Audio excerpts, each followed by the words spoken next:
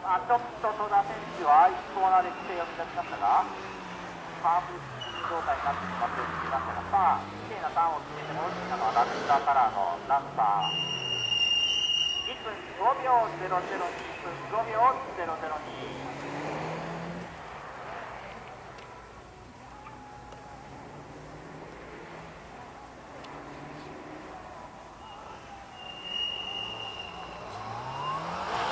36番、大島康弘のスタート、それから自動車、ナイスカットアンダー、コース7のエントリー。